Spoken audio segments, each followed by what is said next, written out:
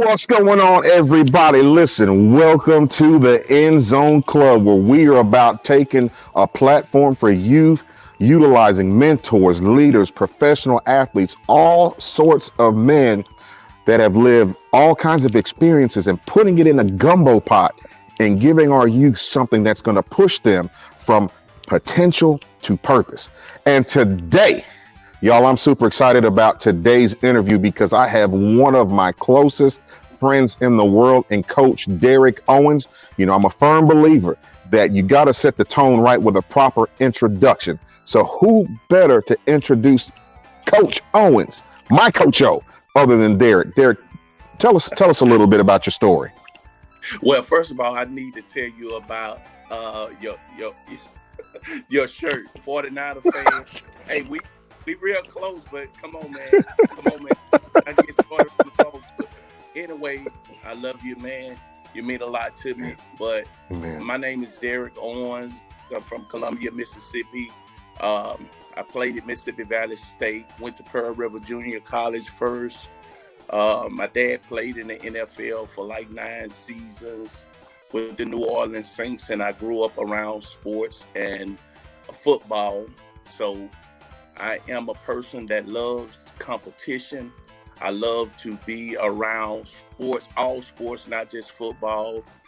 And I understand and know what it has done for me as a young man growing up. It helped me in the middle of the road when I believed that I could have been in the ditch. I put it that way. Go ahead. I hear you. You know, and I like that because, you know, where I'm coming from, sports is often like an outlet for a lot of kids because, you know, I was surprised growing up and for the year I played, how many guys don't have much to look forward to outside of football, outside of sports. So I like what you're saying because, you know, we all have these stories about guys that coulda, woulda, shoulda, and football was that one linchpin that kept them out of trouble. Is that kind of what you're alluding to? Of course, man. Well, I can say personally for myself is that, you know, growing up around my peers, there was a lot of other things that really could have pulled me all the way into that ditch. But being involved with sports, being involved with football mostly for my life, I played a little basketball, but it held me to the place where I had something to look forward to. And that's something I think is very important. If we don't have something that we like doing and we're holding on to, then guess what? We don't have a hope for tomorrow or future. So therefore, I believe I looked at that, didn't think I would be an NFL player or anything like that, but I did it because I love the camaraderie with the guys and I love the competition, the game as a whole. Absolutely. So it's almost like you're saying with football, it almost gave you a family. You know, it gave you some maybe principles like discipline. That's almost what I'm hearing. It gave you a goal, and you know as well as I know how important goals are in life. When you have a goal, something you're looking forward to, it gives you something to wake up for every morning. It's almost like a sense of motivation, so to speak. And I think when you have motivation, it helps you to really see down the road a little further. Was that kind of some of the things that you experienced? Of course, man. When I look back, hindsight, a lot of my passion comes from the fact that guys that gave me a seed early on in my football career, I would say just they gave me something that I could look forward to now. It's almost like they gave me a portion of my ability to become the person that I am today. For instance, I had a coach in junior college named Willie Coates. He was a tough, hard man, but at the same time, he wanted to pull the best out of us, yet and still he wanted to show that he cared at the same time. And that's a difficult balancing act, but he pulled it off. So I think from that personal experience, it showed me a coach can be hard on one hand, but he can be at a place to where he's trying to bring the best out of you as a person and as an individual. So when I get to a place in my life, I look back at those situations. Life is going to be hard at times, but um, how we're going to look at it and how we're going to bring the best out of somewhat of a bad situation. And I think sports in general helps build character. It helps put us in a position to say, okay, I'm not going to win them all, but I'm not going to lose them all as well. So it's a wonderful thing that I experienced in my young life that I talk about so much now in my adult life is my high school days, my college days, my junior college days, and the guys I played with, because the camaraderie, just being together with other guys with one common goal, it's just a wonderful thing. Absolutely. I like that because what I'm hearing is it gave you a foundation. I think one reality, I like that point. When I first played, I remember at the end of some practices, it felt like we had given our all. And that was kind of like our motto. Our coach wanted to make sure that we were taking time every practice to prepare for the real game. And I remember, because of that motto, we would give all in practice.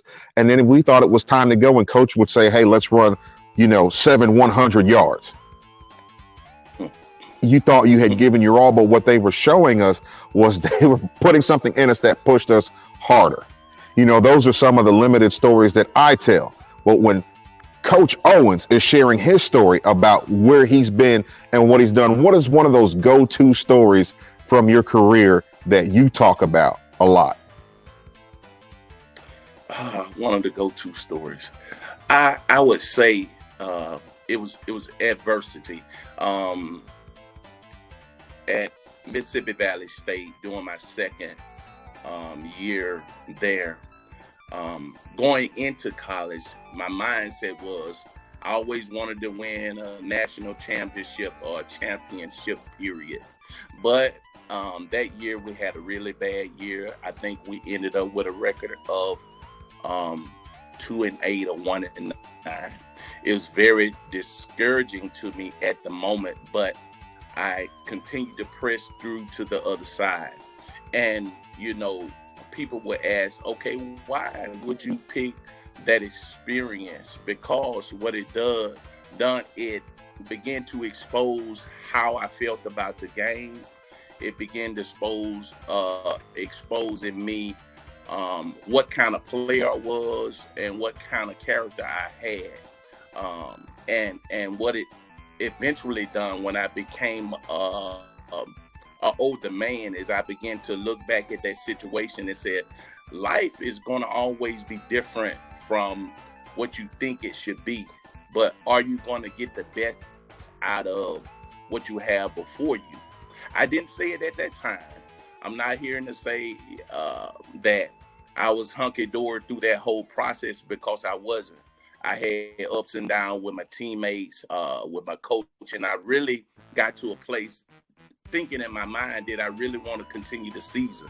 But I did, and I gave it the best I had. So, taking it back into the place where I am with life, there are going to be tough times, dark places in our life. We're going through a pandemic. It has been a tough year. But what it done to me is, the cliche says don't give up, but it has to be something you have went through before in order to stand and say, okay, I've been there before and I didn't throw in the towel, I didn't give up. So I think I have it within me to do again. So I believe the experiences I had, not all the good ones where we won the game and won the championship, but when we lost a lot. I learned that it's sometimes just about not the ending prize of victory, but going through a process and giving the best you have and just hanging in there. So I think sometimes we just got to get to the point in life where we just hang in there. You're speaking to a lot of even core values that they teach us in the military. And one of the words that they're really focusing on now, you actually brought out, and that's resiliency. That's being able to go through tough times and having a resolve that, hey, I'm going to make it through this and I'm going to achieve the goal. And that's what I like, because honestly, I think even for a lot of young people may not realize how much easier it is to give up than to actually hit the goal. With that said, I've got one final thought, brother, and I'm going to let you get out of here. But speaking to your younger self, what are some things you wish you knew and a pep talk that you wish somebody had given you? Wow. Wow, that's a big one. Well, personally, I probably would tell my younger self, Derek, make sure you take in the moments. That's the good, the bad, the indifference.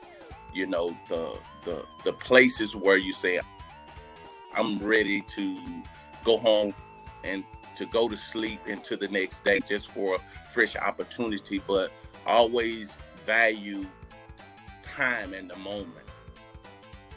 Because I believe that life is short as a whole, but I would tell my younger self, be patient. Don't try to grow up too quick. Don't try to move too fast.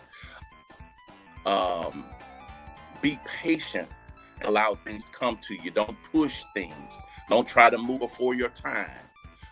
And cherish the opportunities that you have with people that are wise or that have been there before you, and take heed to what they say to you, because I guarantee you it's going to come up and you're going to be able to use it in life. Absolutely. Coach Owens, it's always a blessing. The opportunities I've gotten to work with you in ministry, with you, doing all we're trying to do. I thank you for these moments you've dedicated to us today. I look forward to seeing the response. But most importantly, my brother, have a blessed day and go Tigers.